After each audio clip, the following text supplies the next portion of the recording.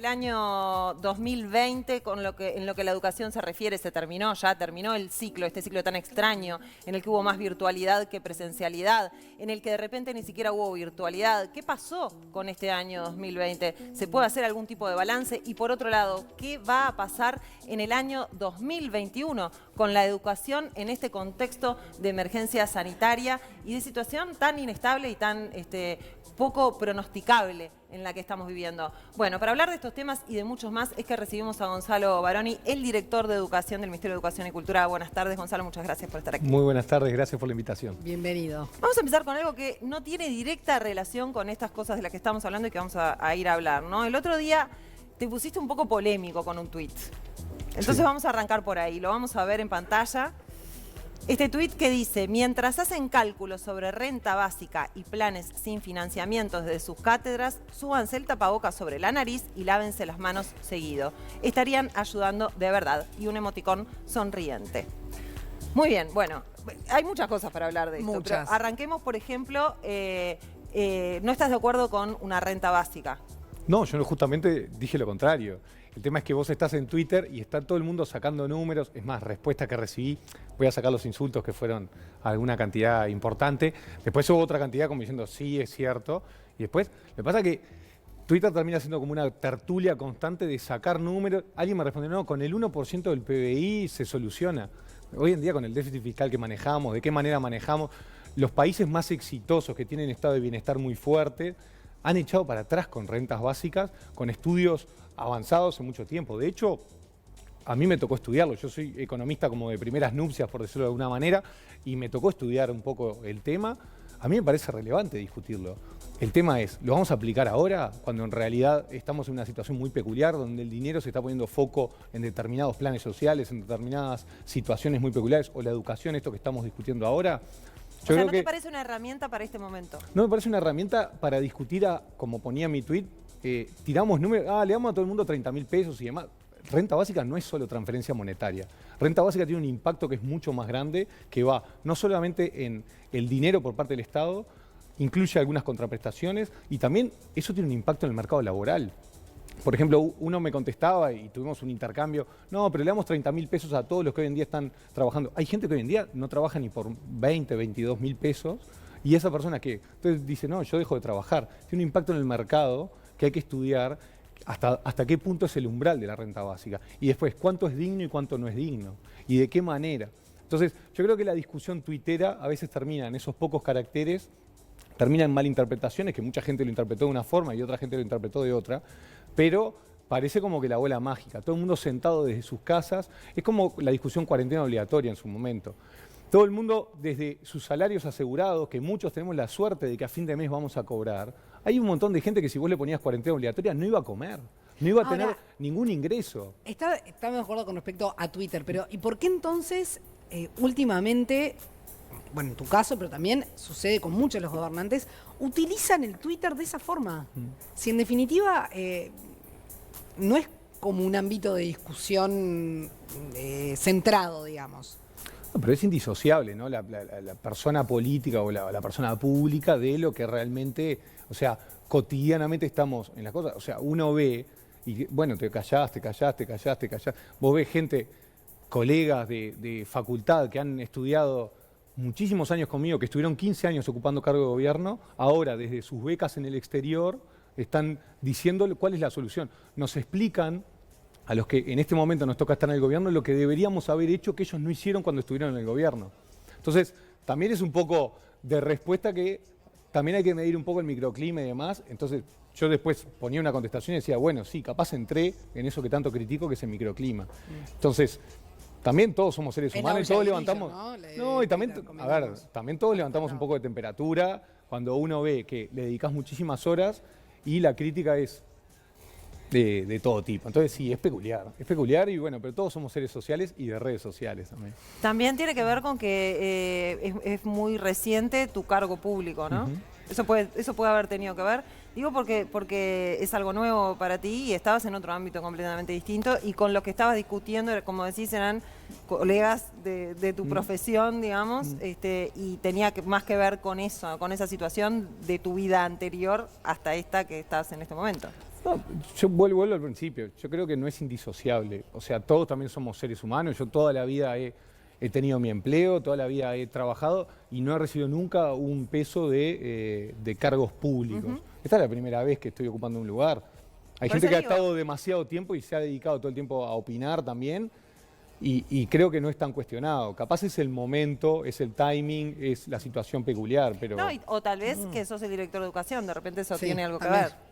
Bueno, sí, puede ser. Porque puede ser. era un tema que no te atañe directamente. Bueno, me atañe y también me atañe, ¿no? O sea, porque la respuesta fue toda hacia ese lado, cuando en realidad fue una opinión que no viene para ese lado. Hay cosas que se me consultan habitualmente. De hecho, el director de educación resuelve muchas cosas que no directamente están sujetas a la educación. Tengo la mitad de mis funcionarios dedicadas a funciones que no son específicamente la educación, que van mucho más allá de lo burocrático. Vayamos a la educación, porque en realidad vamos a hablar de eso. ¿Cuánto se perdió de clases este año? Bueno, esa también es una discusión porque una de las respuestas fue por parte de uno de los sindicatos de la educación. Aparte fue el único sindicato de la educación que no presentó una sola propuesta durante la pandemia y que de hecho sus respuestas fueron siempre el ausentarse a clases cuando en realidad el perder 4, 5, 6 días de clases implicaba para los casi 100 días de clases presenciales que tuvimos en promedio, ausentarse 5 días es el 5% de las clases, dada este año de pandemia. Entonces, también hay algunas respuestas de... hay que tener cuidado con eso. Este fue un año muy peculiar, pero lo que es seguro que no fue un año perdido. Fue un año de muchos ¿qué aprendizajes. sindicato fue? FENAPES. FENAPES. Sí, FENAPES fue uno de los que respondió, que fue el único que no presentó ninguna propuesta, ninguna mesa de diálogo, en ningún momento se presentó a decir, bueno, esta podría ser la solución. ¿Y qué Bueno, pasó tenés con el los presidente. sindicatos que sí presentaron y que se quisieron sentar a tener Bueno, un pero hay diálogo? muchas cosas que todo el tiempo estuvo en diálogo. Yo también quiero aclarar, yo al no ser parte de la ANEP yace con su autonomía y demás, que está consagrada en la Constitución. Nosotros tenemos diálogo porque somos un equipo de educación del gobierno, no está disociado. Esa cosa histórica de que el ANEP no habla con el Ministerio de Educación se acabó. Nosotros hablamos cotidianamente e intercambiamos opiniones. Los que toman las decisiones al final del día son ANEP y ANEP ha tenido en su mesa de trabajo en todo momento a los trabajadores de la educación. De hecho, integran el CODICEN, ¿no? Claro. O sea que no fue, no sentís que, ni ahí que fue un año perdido, como se dice todo el tiempo, fue un año perdido, fue un año perdido. Y bueno, pero uno lo tiene que también poner en contexto. Estamos en una situación de pandemia donde nosotros estamos en abril, cuando el 22 de abril retornan los primeros niños a clase, primero las escuelas rurales, después el 1 de junio, Sí. 15 de junio, 29 de junio, el calendario con 15 días. Había acusaciones de que estábamos básicamente haciendo experimentos. Hay países que en abril dijeron que nos vemos en marzo del año que viene.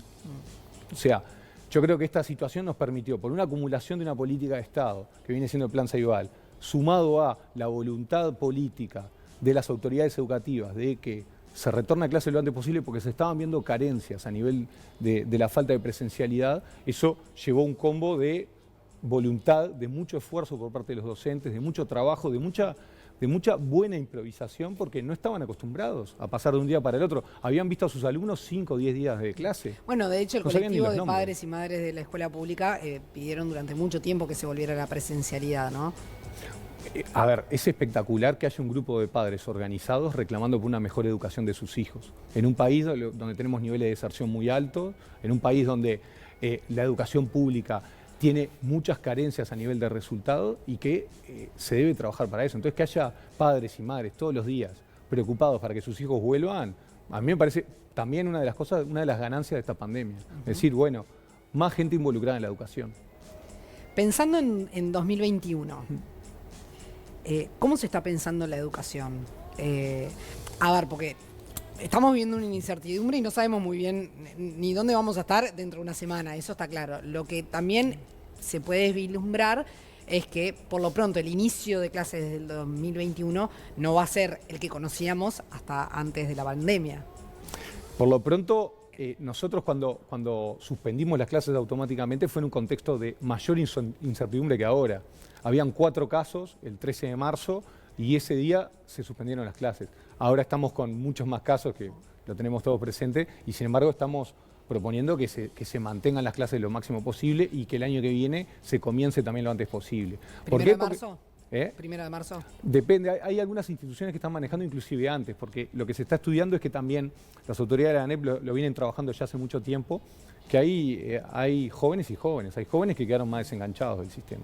Hay jóvenes que necesitan una recuperación muy anterior. Hay jóvenes que necesitan realmente, dadas las carencias al no tener presencialidad, al no tener justamente la adaptación. A nosotros nos pasa con otra edad de seguir un curso online, de seguir un seminario, de seguir un Zoom, el cansancio. Bueno, niños y niñas que están aprendiendo a leer, a escribir, que están aprendiendo a relacionarse. La escuela no es solamente contenido, la escuela es el socializar, el estar ahí, el conocerse, el tocarse en el recreo, el pelearse, el llorar, el divertirse. Todo eso que son habilidades blandas son las que se perdieron este año. ¿Y qué se está pensando, digamos, para ese año lectivo 2021? Porque se dice, bueno, escuela, clases al aire libre, está bien, pero estamos en un país en donde llueve, hace frío, hace calor, o sea, es muy difícil. Y también lo estructural de las escuelas a veces tampoco permite demasiadas cosas. Desde las autoridades de la educación, ¿qué se está pensando? Bueno, las autoridades, ANEP viene trabajando hace mucho tiempo, de hecho, lo que les decía, estamos en constante contacto, primero en habilidades digitales, porque también lo que va a suceder es que hay días que hay grupos que dejan de ir a clase porque puede suceder que se configure un caso o hay alguna duda con algún posible caso y ese grupo deja de ir o las familias directamente toman la decisión de que su hijo no concurra. Entonces, lo que se está trabajando también es habilidades digitales para los docentes, que los docentes puedan tener aspectos pedagógicos de cómo llevar adelante la clase, cómo captar la atención, cómo corregir, cómo hacer un seguimiento. Hay un equipo que está trabajando, que estamos justamente en diálogo constante. Después, lo que les decía, de justamente ver qué sucedió, porque hay algunos que les fue muy bien y hay otros que les fue muy mal. Esa brecha que habitualmente ¿Y eso se está estudiando? ¿Se están viendo los números? ¿Se está armando, digamos, o hay un equipo trabajando en eso? Bueno, INED, nuestro Instituto Nacional de Evaluación Educativa, cambió de autoridades hace no tanto tiempo. Justamente lo que está proponiendo a través de una de sus herramientas, que es Aristas en Clase, sí, es evaluar en qué punto, dónde estamos parados. Porque hay una incertidumbre muy grande de lo que realmente sucedió, cuánta gente se conectó, cuánta gente no se conectó, el Zoom, qué tipo de herramienta.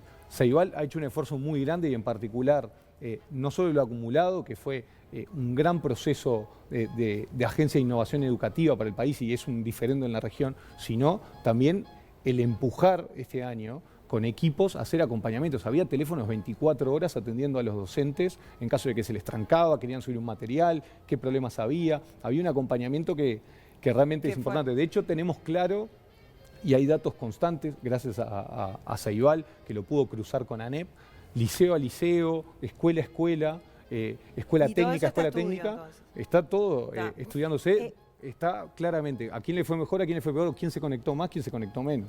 ¿Qué pasa con el verano educativo? Bueno, el verano educativo es una de las propuestas que lleva adelante ANEP. Eso capaz me gustaría más que lo contestara. Me gustaría más que lo contestara ANEP. Obviamente es una herramienta muy potente. Claro, pero dadas las situaciones peculiares, ¿no? Claro. Protocolos y demás, igualmente se evalúa día a día porque la situación es muy cambiante. Y había una pregunta, ¿no? De un televidente que dijimos que le íbamos a hacer. Sí, alguien que nos escribía de Rivera, justamente tenía que ver con el verano educativo. Ahora se me perdió la pregunta. Acá lo tenemos. Hablaba del aumento de casos y demás. Dice, ¿habrá verano educativo con esa cantidad de casos? Soy de Rivera. Es un poco lo que. Bueno, Rivera fue la última en retornar. ¿Se acuerdan cuando armamos ese calendario de cada 15 días? Rivera justo tuvimos un pico en el medio, un brote, entonces tuvimos que frenar, después pasó lo mismo con 33. Va a ser estudiado caso a caso. Así como el virus no se comporta igual en todos lados, ha tenido segmentación territorial, está claro que en la frontera y en particular la frontera seca tiene un ingreso. De hecho, la gran mayoría de nuestros casos activos vienen de las cepas que vinieron de la parte sur del Brasil. Bueno, eso está claro porque la gente ingresa, va, transita. Aquí nos escribe Laura, maestra directora de una escuela rural, pluridocente, dice, de ninguna manera fue un año perdido, fue un año diferente en el que se ganaron saberes y competencias más allá de los contenidos meramente curriculares y disciplinares que este año sí se vieron más postergados. Yo recuerdo, la verdad, esa directora es una de las heroínas de esta pandemia. Yo recuerdo cuando se quiso volver primero con las escuelas, se hizo el estudio de las escuelas unidocentes y las escuelas pluridocentes. Justamente se estudiaba qué traslados tenían, si venían de grandes capitales, si venían de pequeños poblados, si vivían en la zona, si usaba transporte público, si usaba transporte particular. Todos esos datos fueron los que fuimos evaluando. Y justamente las directoras, muchos de los directores, y bueno, ni que hablar los unidocentes, los que se hacían cargo o se hacen cargo de todo, son de los héroes y heroínas de este proceso, porque se encargaron de todo. Claro. Realmente no fue un año perdido.